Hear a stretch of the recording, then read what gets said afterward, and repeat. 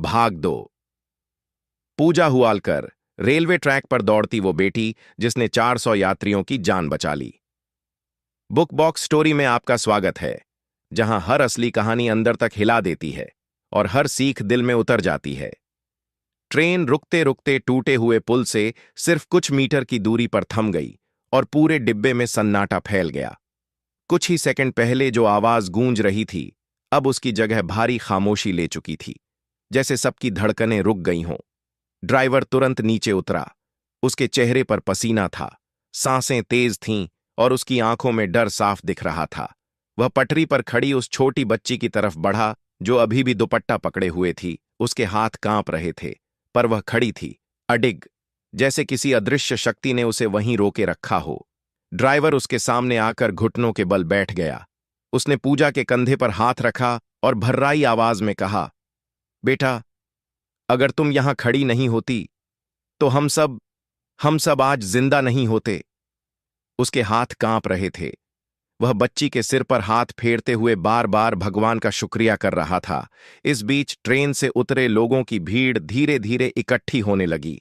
किसी ने पुल की ओर देखा और डर से पीछे हट गया।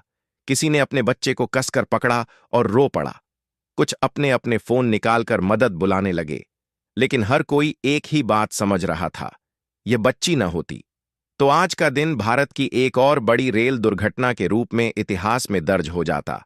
पुल का टूटा हिस्सा देखकर लोगों की आंखों में सिहरन दौड़ रही थी। नीचे गहरी खाई थी, पटरियां हवा में झूल रही थीं। ऐसा लग रहा था मानो किसी ने बड़ी बेरहमी से जमीन के एक हिस्से को खींचकर अलग कर दिया हो। लोग सोच भी नहीं पा रहे थे कि पूजा ने कैसे इतनी हिम्मत जुटाई होगी। वह खुद कांप रही थी, चेहरे पर मिट्टी लगी थी, बाल गीले थे और आंखों में आंसू भी थे, लेकिन उन आंसुओं में डर नहीं, बल्कि जिम्मेदारी निभा लेने का एक अजीब सा संतोष था। तभी एक महिला दौड़ती हुई आई। उसने पूजा को गोद में उठा लिया और रोते हुए बोली, तू देवता है बेटा, देवता। उस महिला के शब्दों में डर, आभार और मातृत्व तीनों गहराई से झलक रहे थे। कुछ लोग पूजा के पैरों में गिरने लगे, कुछ उसे माथा छूने लगे। इतनी भीड़ के बीच पूजा को समझ ही नहीं आ रहा था कि क्या करे। उसे याद था कि वह तो स्कूल जा रही थी। अचानक उसका ध्यान अपने बैग पर गया जो मिट्टी में गिरा हुआ था। वह बैग उठाने झुकी और बोली, मुझे स्कूल भी जाना है। यह सुनकर वहां मौजूद हर व्यक्ति की आंखों में आंसू आ गए। इतनी बड़ी दुर्घटना को टालकर भी यह बच्ची अपने टेस्ट की चिंता कर रही थी। तभी किसी ने उसका बैग उसके हाथ से ले लिया और कहा, तू आज कहीं नहीं जाएगी, तूने आज जिंदगियां बचाई हैं। इस घटना की सूचना रेलवे विभाग तक पहुंची, फिर मीडिया तक और फिर पूरे देश तक। हर अखबार, हर न्यूज चैनल, हर रेडियो स्टेशन पर एक ही चर्चा, महाराष्ट्र की एक 10 साल की बच्ची ने 400 यात्रियों की जान बचाई। लोग पूजा के घर के बाहर जुटने लगे। गांव के लोग मिठाई लेकर आने लगे। माता पिता को बधाइयां मिलने लगीं। पिता की आंखें गर्व से भर आई थीं। मां बार बार पूजा को सीने से लगाती और कहती, भगवान ने तुझे हमारे घर भेजा ही इसलिए था बेटा। पूजा अभी भी यह सब समझ नहीं पा रही थी। उसे सिर्फ इतना याद था कि पटरियां टूटी थीं और ट्रेन आ रही थी, बहुत तेज, बहुत डरावनी। लेकिन अगर वह चुप रहती, भाग जाती, तो आज इतने लोग रो रहे होते, इतने घर उजड़ जाते, इतने माँ बाप अपने बच्चों को खो देते। पूजा की छोटी सी समझ ने एक बहुत बड़ा फैसला लिया था। कुछ हफ्तों बाद जब राष्ट्रीय बहादुरी पुरस्कारों के लिए नाम भेजे जा रहे थे, तो अधिकारियों ने पूजा का नाम सबसे ऊपर लिखा।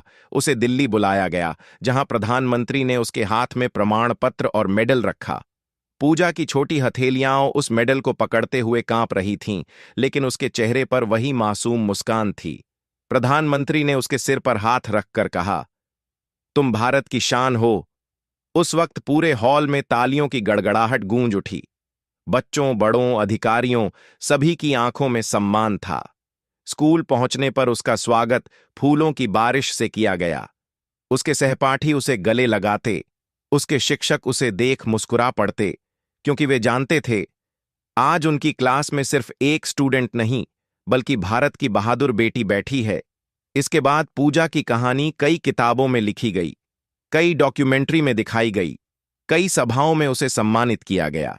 लेकिन पूजा हर इंटरव्यू में सिर्फ एक ही बात कहती, मैंने कोई बड़ी बात नहीं की, वहां कोई भी होता तो ऐसा ही करता। लेकिन लोग जानते थे, वहां कोई भी नहीं था, सिर्फ पूजा थी। उसके छोटे कदम थे, पर उनमें बड़ा साहस था। उसके डरते हुए हाथ थे, पर उनमें बड़ी दृढ़ता थी। उसका दिल छोटा था, पर उसमें विशाल हिम्मत थी। पूजा की कहानी आज भी बच्चों को सिखाई जाती है। रेलवे विभाग में सुरक्षा प्रशिक्षण के दौरान उसका उदाहरण दिया जाता है। गांव वालों में आज भी उसे देखकर गर्व की लहर दौड़ जाती है। और रेलवे ट्रैक के उस टूटे हुए हिस्से को आज भी लोग याद करते हैं, जहां एक 10 साल की बच्ची ने अपनी जान पर खेलकर 400 लोगों की जिंदगी बचा ली थी। और इस तरह यह घटना भारत के इतिहास में हमेशा के लिए दर्ज हो गई।